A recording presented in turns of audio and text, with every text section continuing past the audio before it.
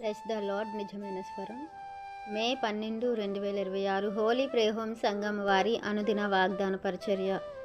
మీకు సామర్థ్యము కలుగజేయువాడు ఆయనే. ద్వితీయోపదేశ కాండము 8వ అధ్యాయము 18వ వచనము. ప్రియమైన దేవుని వారలారా, దేవుడు మనకు ఏమి ఇవ్వకపోతే మన దగ్గర ఏది ఉండదు. మనం ఈరోజు అనుభవిస్తున్నదంతా కూడా దేవుడు మనకు అనుగ్రహించిందే. ఈరోజు మనకు ఉన్నటువంటి శక్తిని బట్టో, బలమును బట్టో, ధనమును బట్టో, బలగాను బట్టో మనం అనుకుంటాం, ఇది మా సామర్థ్యమే, మా శక్తే, ఇది మా వలన కలిగినదే, నేను దేనికి తక్కువ కాదు, నేను తలుచుకుంటే ఏదైనా చేయగలననే ఆలోచన కలిగి గర్వముతో మన హృదయాలు నిండిపోతే దేవుడు అంటున్నారు, ఇదిగో మీరు ఇవన్నిటిని బట్టి అతిశయపడుతున్నారు, అది మీరే, మీ వలనే కలిగిందని, అది మీ శక్తి సామర్థ్యాలే అని గర్వపడుతున్నారు. కానీ ఇదిగో నేను మీకు సామర్థ్యం ఇవ్వకపోతే అది మీ దగ్గర ఉండదు. నేను మీకు బలాన్ని ఇవ్వకపోతే మీ దగ్గర బలం ఉండదు. నేను మీకు శక్తితో నింపకపోతే మీ దగ్గర శక్తి ఉండదు. ఈరోజు మీరు కలిగి ఉన్నదంతా కూడా మీ శక్తి సామర్థ్యాలు కాదు.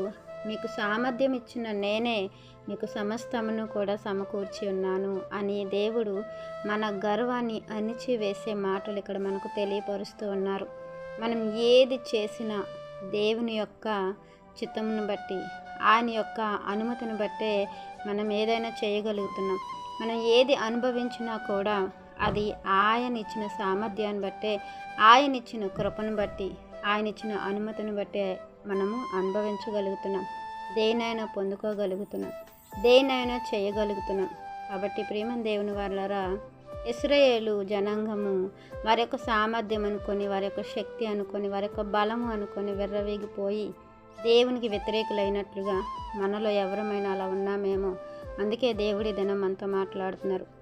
ఇశ్రాయేలు జనాంగానికి అన్నారు, ఇదిగో మీకు నేను సామర్థ్యం ఇచ్చి ఉన్నాను, మీరు సమృద్ధిగా సమస్తాన్ని అనుభవించగలరు. అయితే ఇదిగో నేను మీకు దేవుడిని నమ్మండి, నా వైపు తిరగండి, అంతే తప్ప విగ్రహారాధనలు చేయకండి, విగ్రహాలను మీరు ఆరాధించకండి, పూజించకండి అని చెప్పి ఉన్నారు. ఈరోజు మన జీవితంలో ఎన్ని విగ్రహాలు ఉన్నాయి?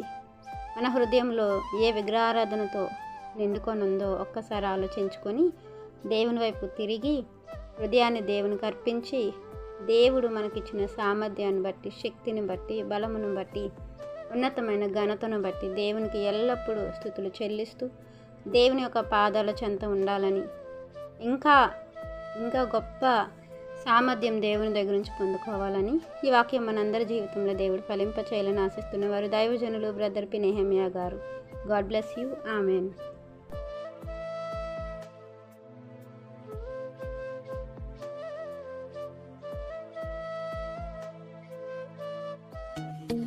Hi friends, Holi prayer home Gajuwaka సంఘం వారు మాట్లాడిన విలువైన దేవుని సందేశములను మీరు వినటానికి మా యొక్క యూట్యూబ్ ఛానల్ హోలీ ప్రేయర్ హోమ్ను సబ్స్క్రైబ్ చేసుకొని పక్కనున్న బెల్ ఐకాన్ క్లిక్ చేయగలరు.